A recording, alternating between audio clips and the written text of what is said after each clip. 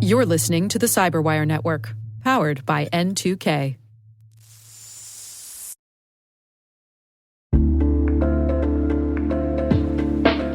And now, a word from our sponsor, SpyCloud, the cybercrime analytics leader. SpyCloud disrupts cybercrime by telling you what criminals know about your business and your customers, so you can take action to prevent ransomware, session hijacking, account takeover, and online fraud. SpyCloud constantly recaptures and analyzes new data from the criminal underground, including credentials, session cookies, and PII siphoned from malware-infected devices. With knowledge of the specific exposed data criminals have in hand from InfoStealer malware on managed and unmanaged devices, security teams can respond with a more efficient and effective process called post-infection remediation that fits seamlessly into existing incident response frameworks. Get SpyCloud's post-infection remediation guide outlining the 7 steps for preventing a malware infection from becoming a full-blown ransomware incident. Visit spycloud.com/cyberwire. That's spycloud.com/cyberwire. And we thank SpyCloud for sponsoring our show.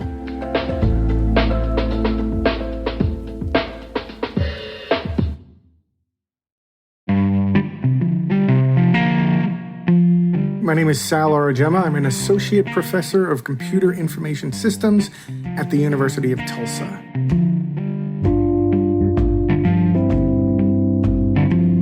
I've always been interested in how things work, even from when I was in high school, and computers came around, and I think I was a sophomore or a junior in high school when my high school got the first computer lab, and they were teaching us BASIC, and I think the first thing I did was write one of those adventure-type text-based programs where, you choose A or B if you want to run away, if you want to fight the dragon and die, that kind of thing. And it was fun for the game, but then trying to figure out how the computer worked and how it did stuff has always interested me. So, when I went to college, I ended up getting a nuclear engineering degree, and it was one of those things kind of like with cybersecurity. I never planned on liking nuclear engineering or cybersecurity, but something piqued my interest, and Chernobyl actually piqued my interest before I went into college. I read about it, and I was like, wow, I'd like to know more about, how nuclear power works. And next thing you know, I was silly enough to go get a degree in it.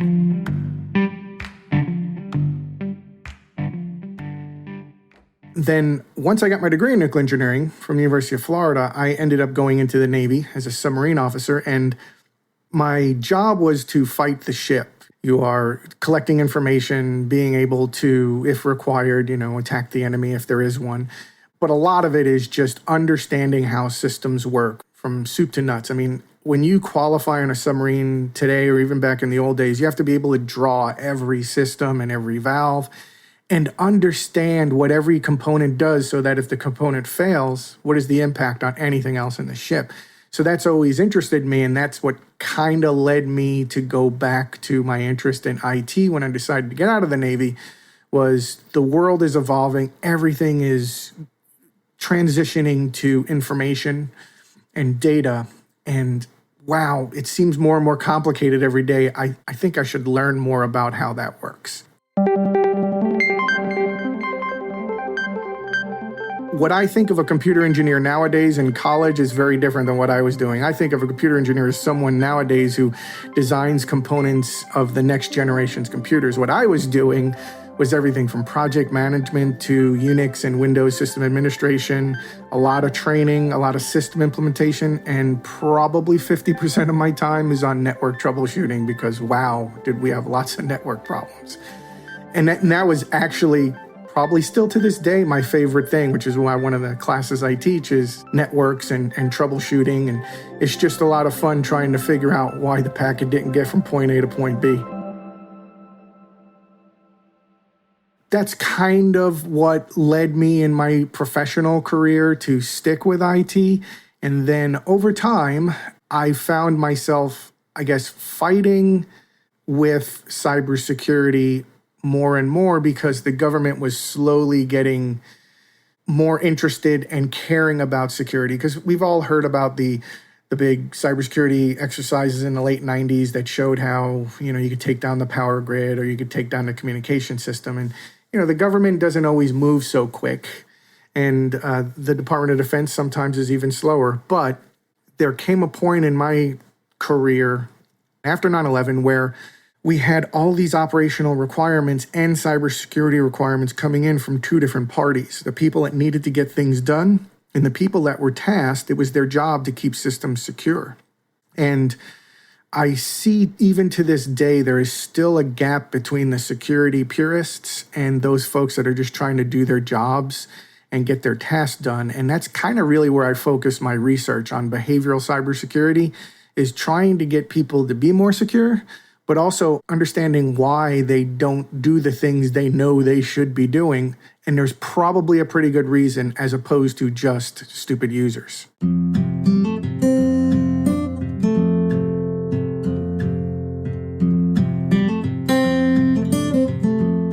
There are different perspectives on just about everything in cybersecurity.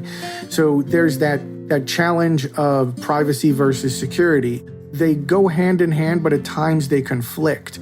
And be open-minded to the fact that what you know about cybersecurity fits your biases and your experiences, and don't assume that everyone else knows as much as you or that you don't know as much as other people. So it's a very nebulous statement. I guess what I would say is I wish I was more open-minded earlier on about the technical and procedural challenges with cybersecurity, because I made so many mistakes by just reading the rule and saying that's the way it has to be, and then coming to find out that people can't accomplish their mission if I give them a 24-character password that has 2 upper, 2 lower, 2 special characters, and they have to have it for 17 different systems, and they can't use a password manager and they can't write it down. So going forward, I think my main goal when I teach my students and also with my research is to try to find ways to elevate security while not necessarily throwing away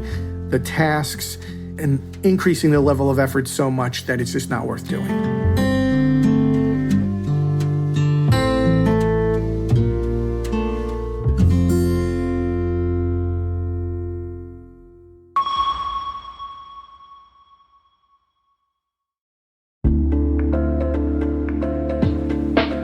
Hey everybody, I want to take a few minutes here and talk about our sponsor, Splunk.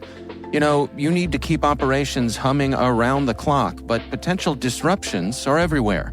Splunk helps you predict problems and find and fix issues fast, so you can reduce risk and ditch downtime. The world's largest enterprises rely on Splunk's unified security and observability platform to become more efficient, resilient, and innovative. With Splunk, you can react quickly, evolve faster, and be ready for anything. Stay ahead of disruptions. Learn more at splunk.com/resilience.